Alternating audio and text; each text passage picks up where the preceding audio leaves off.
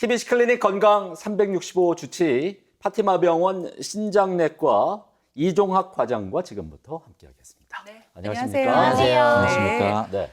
신장내과 질환을 갖고 있는 환자들이 얼마나 되는지 궁금한데 평소에 네. 많이 보시나요? 네, 저는 매일 신장내과 환자들을 보고 있는데 네. 최근에 이제 사회가 고령화되면서 신장내과 환자들이 점차 늘어나고 있습니다. 그래서 최근에 대한신장학회에서 발표한 자료에 따르면 한 60에서 69세 사이의 인구의 23% 그리고 70세 이상 인구의 35% 정도가 만성 신장병 환자가 되겠습니다. 제가 맞네요. 생각했던 비율보다 좀 많아서 그래요. 제가 놀랐는데 과장님 신장내과라고 하면 저희가 흔히 알고 있는 이 콩팥을 보는 곳이라고 생각하면 되죠? 네, 맞습니다. 주로 콩팥에 생기는 병 중에 이제 신장 기능에 이상이 오는 병들을 보고 있습니다. 그래서 약으로 조절할 수 있는 병들을 주로 보는 과가 되겠고, 그래서 이제 시술이나 수술이 필요한 요로 결석이나 신장암 같은 경우에는 비뇨의학과에서 병들을 보고, 저희 과에서는 만성 콩팥병이나 사구체 신장과 같은 기능에 이상이 오는 병들을 진단하고 치료하고 있습니다. 우리가 흔히 알기로 이 콩팥, 신장은 몸의 정수기와 같은 역할을 한다 이렇게 네. 알려져 있어요. 이게 그래요. 왜 그런 건가요? 네, 이제 그 콩팥 안에는 사구체라는 그런 구조물이 있는데 이 구조물이 정수기에 있는 필터 같은 역할을 하고 있습니다. 네. 그래서 정수기의 필터는 이제 주기적으로 이렇게 갈아주면 되지만 사구체는 이제 갈아줄 수가 없기 때문에 기본적으로 처음부터 이제 많은 양의 사구체가 콩팥 안에 들어있는데 몸 안에는 약 200만 개 정도 사구체가 들어있고 예. 이제 이 사구체에서 하루에 매일 180리터 정도 혈액이 걸러지면서 그 혈액 안에 있는 수분과 또 여러 가지 물질들이 걸러졌다가 이제 필요 없는 노폐물들은 소변으로 배출되고 네. 이제 필요한 물질들을 다시 몸속으로 공급해주는 그런 역할을 하고 있기 때문에 이제 콩팥은 정수기 같은 역할을 할 수 있다고 그렇게 볼 수 있겠습니다. 은근히 아주 조용하게 네. 열일을 하고 있다는 좀 생각이 드네요. 근데 사실은 신장하면 하다가 콩팥 하면 콩팥 네. 이렇게 사실은 저희가 반응을 하잖아요. 네. 혹시 이 신장의 모양이 네. 콩이나 이 팥을 좀 닮은 게 아닐까? 네, 맞습니다. 맞아요? 네. 우와. 신장 모양은 이제 강낭콩처럼 그렇게 네. 생겨 있고 색깔이 이제 팥처럼 젓갈색을 띠고 있기 때문에 콩팥이라고 그렇게 하고 있고 이제 콩팥은 이제 몸 속 깊숙한 곳에 자리 잡고 있어서 오히려 등 쪽에 이렇게 붙어 있다고 보시면 되고 그 척추를 기준으로 양쪽에 하나씩 어른 주먹 모양 크기만한 그런 모양으로 자리 잡고 있습니다. 네. 오, 재밌다. 강낭콩 모양이고 팥 색깔이라서 콩팥. 되게 네. 재밌네요. 근데 이런 콩팥에 만약에 문제가 생기면 좀 어떤 네. 증상이 나타나나요? 네, 아주 다양한 증상이 나타나게 되는데 대표적으로 이제 환자분들께서 저희 과로 찾아오시는 경우는 소변에 거품이 많이 난다고 해서 찾아오시는 분들이 많고 이런 경우에는 소변 검사를 했을 때 혈뇨나 단백뇨 등이 검출되는 경우가 많이 있습니다. 그리고 이제 몸이 부어서 체중이 늘고 또 혈압이 올라가고 혈압이 조절이 안 되는 그런 경우들도 콩팥에 문제가 생겼을 때 나타나는 증상들이기 때문에 이런 증상들이 있다면 신장내과를 찾아가 보시는 것이 좋겠습니다. 네. 네. 저도 며칠 전에 과음을 한 다음 날 아침에 소변 막 좀 그렇긴 한 거품이 네네. 많이 뜨는데 이건 저도 좀 조심을 해야 될 것 같고 그렇죠. 네, 한번 찾아오시죠. 알겠습니다. 네, 반드시 찾아뵙겠습니다. 네. 그 대부분 제가 알기로는 증상이 없고요. 증상이 나타났다고 하면 병이 이미 많이 진행된 상태다. 뭐 이런 얘기가 있는데 이게 맞는 건가요? 네, 콩팥에도 다양한 병들이 있어서 초기부터 이제 증상이 나타나는 그런 병들도 있긴 합니다. 몸이 많이 부어가지고 찾아오셔서 초기에 치료하면 낫는 그런 병들도 있긴 한데 대부분 이제 만성적으로 생기는 콩팥병은 좀 증상이 나타나기까지 시간이 좀 많이 걸리는 편이라서 초기에 좀 진단을 할 수 있으면 진단받아서 예. 관리를 하는 것이 중요하겠습니다. 초기에 진단하는 게 아무래도 빨리 병을 치료하는 방법이겠죠. 네. 그래요. 또 간혹 콩팥에 문제가 생겨서 응급실을 찾는 사람들도 있다고 하는데 이건 어떤 경우에 그런가요? 네. 이제 내과적으로, 신장내과적으로 응급실에서 치료해야 되는 경우들이 간혹 생기는데 예.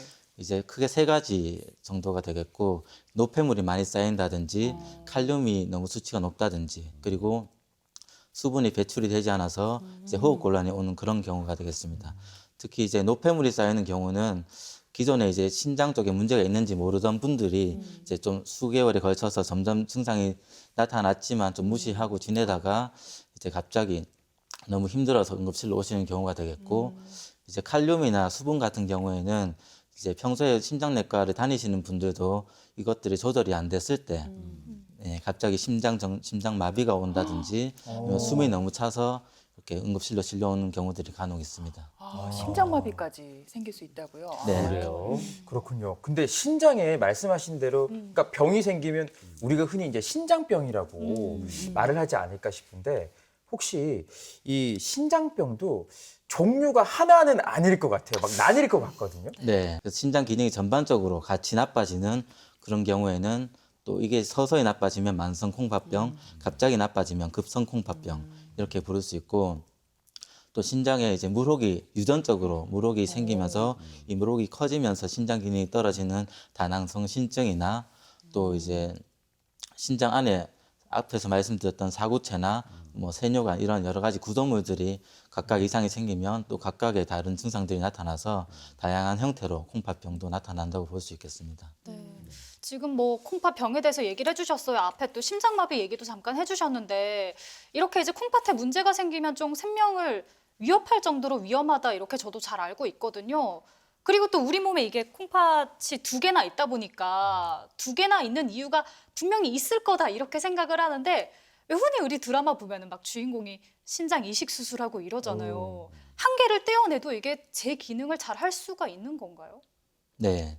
다행히 이제 의학 기술 발달하고 하면서 이식 같은 기술도 생겨서 투석 환자들한테는 큰 이제 희망이 되고 있는데 이렇게 이식을 할 수 있는 이유가 콩팥이 다행히 2개가 있고 하나가 없어졌을 때 나머지 하나가 그 기능을 충분히 보상할 수 있는 그런 기능이 있어서 이렇게 한쪽을 떼어내더라도 정상적인 생활을 할 수가 있습니다. 그래서 만약에 불의의 사고로 교통사고나 낙상 등으로 인해서 이제 한쪽 콩팥이 만약에 이제 큰 손상을 받아서 떼어내게 되거나 아니면 콩팥에 이제 한쪽에 암이 생기거나 또 한쪽 혈관이 막히거나 해서 한쪽 콩팥이 기능을 못하게 되더라도 나머지 한쪽이 좀 더 열심히 이렇게 일을 해가지고 그 기능을 이제 보충할 수 있는 그런 기능이 있어가지고 한쪽만으로도 충분히 정상 생활을 할 수가 있습니다. 네. 뒤늦게 발견했을 때는 좀 응급한 경우가 많다면 분명히 이 콩팥 자체가 좀 기능이 좀 망가져도 네. 이게 자각 증상이 없다는 거네요. 네, 맞습니다. 콩팥은 앞에서 말씀드렸다시피 한쪽이 이렇게 망가지면 나머지 한쪽이 보상 작용을 하듯이 만성적으로 콩팥이 나빠질 때는 이제 콩팥 안에 있는 사구체가 200만 개라 했는데 이것이 한 번에 다 같이 나빠지는 게 아니라 일부가 이렇게 나빠지게 되고 그래서 나머지 정상적인 부분이 그 나머지 부분을 이제 보상하면서 웬만하면 증상이 처음에는 잘 나타나지 않습니다. 그래서 증상이 나타났을 때는 이제 보상하던 그런 사구체들 콩팥 기능들이 이제 최대한으로 하다가 지쳐서 이제 점점 이제 보상할 수 없어서 증상이 나타난다고 보시면 되겠습니다. 네. 근데 이 콩팥병에도 아까 여러 가지 종류가 있다고 얘기를 해주셨는데 그러면 콩팥병을 일으키는 원인도 여러 가지가 있을 것 같아요. 네, 맞습니다. 이제 제일 많은 원인이 되는 것이 고혈압이나 당뇨 같은 만성 질환이 되겠습니다. 그래서 투석까지 시행하는 그런 환자들의 경우에 한 60% 정도가 당뇨나 고혈압 때문에 그렇게 나빠지는 것으로 되어 있고 또 급성으로 이제 나빠지는 경우에는 이제 약물 같은 것을 잘못 섭취했다든지 아니면 폐렴이나 요로 감염 등의 심한 감염 같은 것이 생겼을 때 또 나빠질 수가 있습니다. 그리고 앞에서 말씀드렸던 유전적으로 이제 물혹이 생기는 그런 다낭성 신증의 경우에는 나이가 이제 보통 40세 넘어가면 콩팥 기능이 점점 일반인보다 더 빨리 나빠지는 그런 경우도 있고 또 우리가 보통 건강식품이나 뭐 딸인 물이나 즙이나 농축액 이런 것도 잘못 먹었을 때도 네. 콩팥 기능이 나빠질 수 있기 때문에 그런 것들도 원인이 될 수 있어서 쉽게 이렇게 막 섭취하면 안 되겠습니다. 일단은 그 만성 질환자들, 고혈압, 당뇨병 환자들은 항상 그 콩팥 건강에 대해서 잘 챙길 필요가 있어 보입니다. 네, 그렇죠? 맞습니다. 예. 그렇다면 콩팥병은 구체적으로 어떻게 네. 이제 진단 과정을 거치게 되나요? 네, 콩팥에서 이제 혈액을 걸러주기 때문에 콩팥의 기능이 잘 되지 않으면 혈액에서 이제 노폐물이 쌓이거나 여러 가지 전해질 같은 것들이 이상이 생길 수 있어서 네. 기본적으로 혈액 검사로 콩팥의 이상을 알 수 있고 또 그런 노폐물 중에 대표적인 것이 크레아티닌이라는 그런 성분인데 우리가 건강검진을 하게 되면 크레아티닌과 사구체 여과율이 보통 같이 예. 이제 표시되게 됩니다. 그래서 그 크레아틴 수치로 이 사구체 여과를 계산하기 때문에 이것을 피 검사를 해가지고 수치를 확인해서 콩팥 기능이 어떤 정도인지 알 수가 있습니다.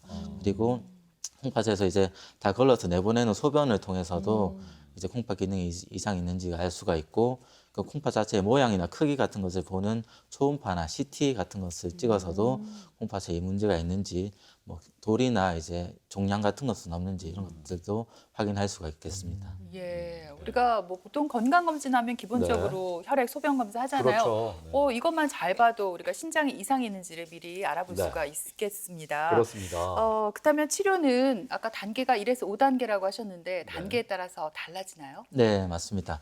보통 이제 1, 2단계에서는 증상이 거의 없고 피 검사나 소변 검사에서도 크게 조절할 만한 그런 수치들이 잘 없기 때문에 1, 2단계에서는 지금이 어떤 상태인지 일단 계속 파악하면서 정기적으로 검사를 하고 또 이제 콩팥이 나빠지는 원인들에 대한 치료 그러니까 당뇨나 고혈압, 고지혈증 이런 것들을 치료하는 것이 집중적인 치료가 되겠고 그리고 이제 식이요법이나 네. 체중 감량 그리고 금연 이런 생활습관 교정도 중요한 부분이 되겠습니다. 예. 그리고 이제 3단계부터는 이제 증상이 조금씩 나타나고 증상은 별로 없지만 피 검사나 소변 검사에서 이상 소견들이 나타나기 때문에 그런 것들을 주기적으로 검사해서 약으로 보충하면서 보는 편인데 대표적으로 빈혈이 있을 때는 철분제를 투약하고 이제 칼륨이나 인 등의 전해질이 문제가 있으면 이런 것들이 소변으로 배출이 안 되기 때문에 장에서 작용해서 배출시키도록 하는 그런 약들을 쓰고 있습니다.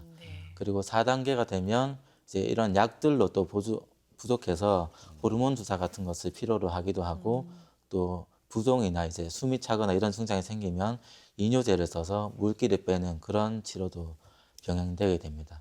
그래서 5단계까지 되면 이제 투석이 필요하기 때문에 보통 4단계부터 어떤 투석을 할지 아니면 이식을 할지 이런 것들을 미리 환자와 의사 간에 상의하는 그런 과정도 이루어지게 됩니다. 진짜 5단계까지는 안 갔으면 좋겠어요. 네. 단계가 낮으면 낮을수록 좋잖아요. 네.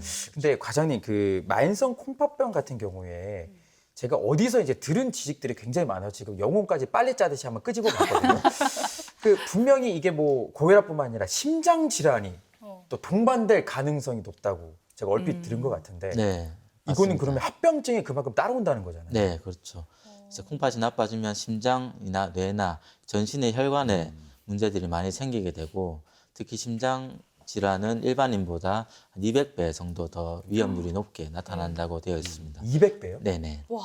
그리고 이제 심장혈관 중에 그 심장혈관에 나타나는 병 중에 잘 알고 있는 협심증이나 심근경색 같은 것도 많이 생기지만 이외에도 부정맥이나 심장 기능이 떨어지는 심부전이나 또 급성 돌연사 이런 것들도 일반인보다 많이 나타나는 것으로 되어 있습니다. 네, 그 방금 신부전 얘기를 해주셨는데 만성 신부전 얘기는 종종 들었거든요. 근데 이거랑 콩팥병은 아예 다른 건가요? 다른 것이 아니고 이제 콩팥에 생기는 병 중에 만성적으로 즉 저희가 수치로는 3개월 이상 병이 지속될 경우에 만성이라고 하는데 콩팥 기능 이상이 3개월 이상 지속되어서 노폐물이 쌓인다든지 뭐 소변에 단백뇨가 계속 나온다든지 전해질 이상이 생긴다든지 이런 것들이 3개월 이상 지속되면 만성 신부전, 만성 콩팥병이라고 합니다. 네, 그렇군요. 그 술을 좋아하는 애주가들 네. 지금 우리 이 자리를 보니까 뭐 술 드시는 분들은 네. 뭐 다 저를 쳐다보고 예, 누가 봐도 몰표를 있겠죠. 네. 그 애주가 분들이 네. 과도한 음주는 이제 물론 건강에 좋지 않다는 사실은 익히 알고 있는데 네. 신장 건강에 네. 이 음주가 안 좋다 하는 얘기가 있는데 네. 아까도 제가 뭐 다음 날 아침에 소변이 좀 네. 이상하다거나 근데 이게 맞는 건가요? 어떻습니까? 네, 맞습니다. 과다한 음주는 콩팥에도 좋지 않은 영향들이 있는데 이제 먼저 콩팥 기능이 나빠지는 속도에도 과다한 음주는 영향을 줘서 예. 일주일에 이제 매일 술을 마시면서 한 번에 5잔 이상 이렇게 마시는 경우에는 정상보다 2배 정도 빨리 콩팥이 나빠진다고 그런 보고도 있습니다. 그리고 이제 콩팥병이 있는 환자들 중에서도 술 마시는 사람과 안 마시는 사람 간에 이제 뇌출혈 정도도 다른데 네. 술을 마시는 경우에는 안 마시는 경우에 비해서 한 6배나 더 많이 뇌출혈이 일어날 수 있다 이런 것도 있어서 과도한 음주나 포공 등은 좋지 않다고 볼 수 있겠습니다. 뭐 예. 술 종류랑은 상관없이 모든 음주가 다 그런 건가요? 뭐 소주나 맥주 네, 상관없이. 그렇다고 뭐 볼 이런 수 분들이 있겠습니다. 있어요. 궁금해가지고 네. 아까 5잔이라고 하셨는데 어떤 네. 기준인지. 보통 이제 그 술마다 그 잔이 있지 않습니까? 네. 그거에서 5잔이라고 보시면 되겠습니다. 아, 그렇군요. 그렇군요. 뭐 네. 지나친 음주는 안 됩니다, 두 분. 안 됩니다. 네, 저는 뭐 술은 입에도 안 되니까 콩팥 건강하다 이렇게 자부하면 될까 모르겠는데요.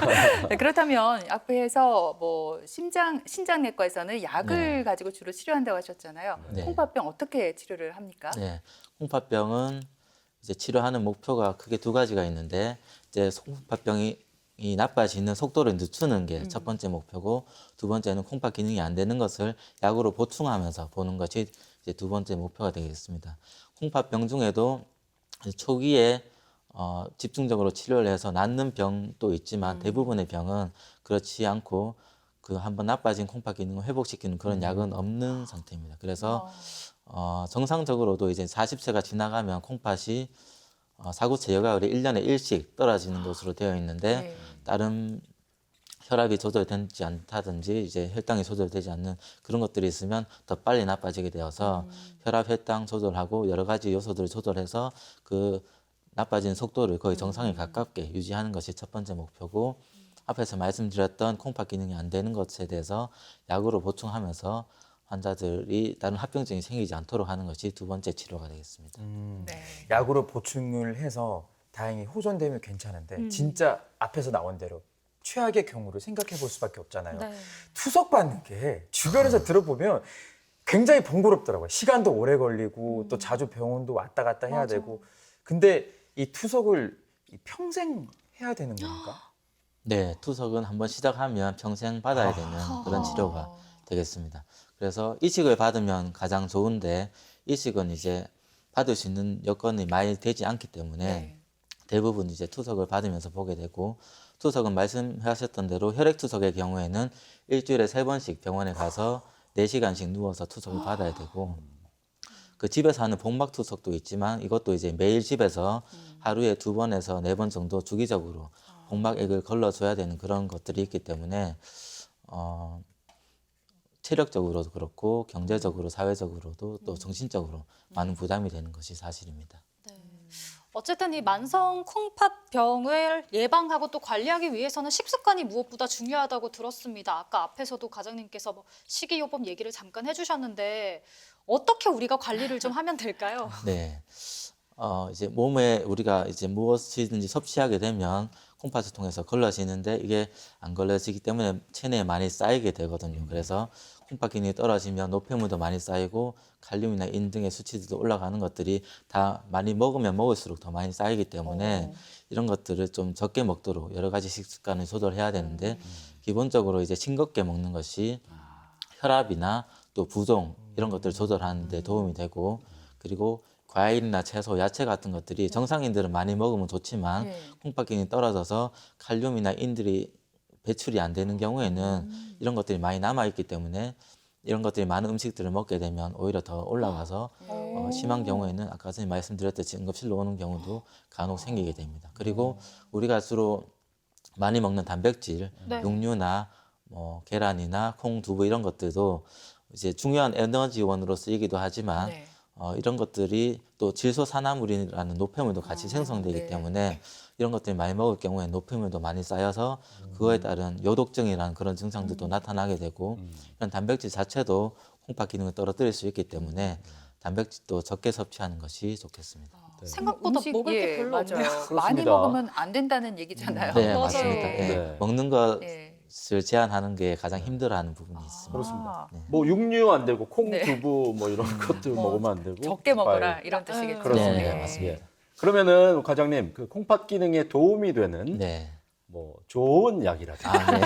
아니면 뭐 좋은 음식들 네. 추천을 해주시죠. 네. 네, 환자분들께서 가장 많이 얘기하시는 분이기도 한데 네. 사실 이제 신장내과에서 관리를 받는 분들이라면 네. 신장내과에서 받는 약 이외에는 도움이 되는 것은 없다고 그렇게 보시면 제일 좋겠습니다. 괜히 다른 거 섭취했다가 네. 좀 더 나빠지는 경우들이 많기 때문에 네. 기본 일반적인 뭐 식사 생활 하시고 약을 꾸준히 드시고 하시는 것이 제일 좋은 치료가 되겠습니다. 예.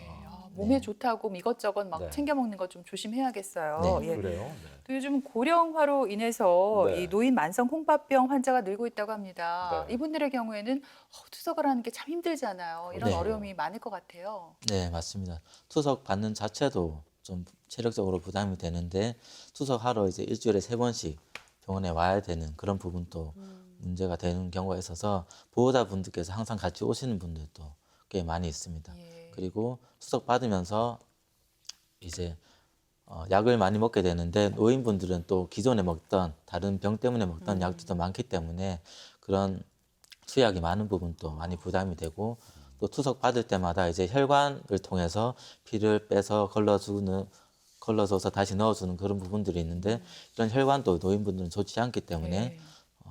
투석을 지속적으로 받는데 여러 가지 애로사항이 있는 것이 사실입니다. 네. 그리고 또 때에 따라서 혈관 이식을 해야 하는 경우도 있다고 들었습니다. 예. 네, 자가 혈관이 좋지 않으면 네. 이제 인조 혈관에 넣어서 그걸 통해서 이제 투석을 받는 경우도 있고 인조 혈관에 넣게 되면 또 자가 혈관보다 합병증도 더 많이 생기기 때문에 노인분들은 여러 가지 힘든 부분이 더 있다고 볼 수 있겠습니다.